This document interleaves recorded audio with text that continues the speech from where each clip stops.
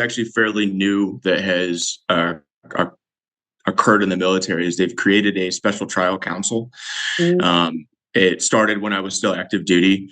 It is, I think, probably one of the best things that the military has done when it comes to people that are victims of crimes, and they focus on very specific crimes. It's sexual assault, sexual harassment, which is also a major issue in the military. The domestic violence related offenses, crimes against children. There's a list, and I don't know all of them off the top of my head, but there's a list of crimes where if something is reported and an investigation occurs, the investigation will go through the proper investigative agency, whether that be the MPI office that I was in, or whether that goes through the CID, which I always tell everybody CID is the FBI, the Army.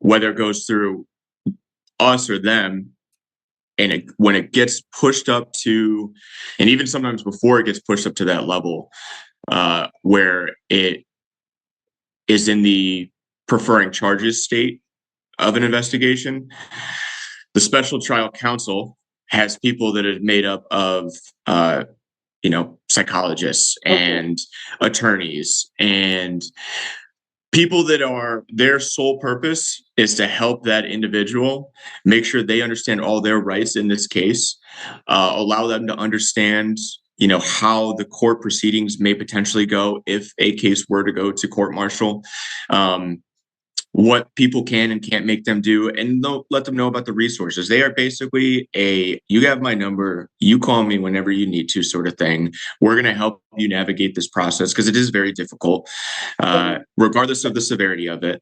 So I think the special trial counsel actually kind of takes the prosecution side of it a little bit away from the military.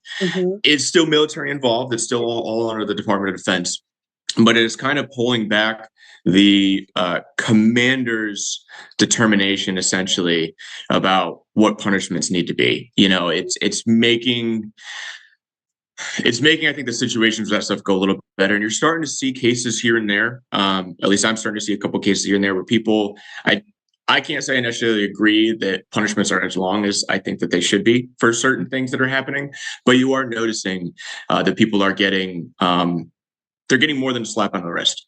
Yes, both, right? The offenders and the victims, right? The people who are involved in the crime, and also, right? Yeah, they're getting the victims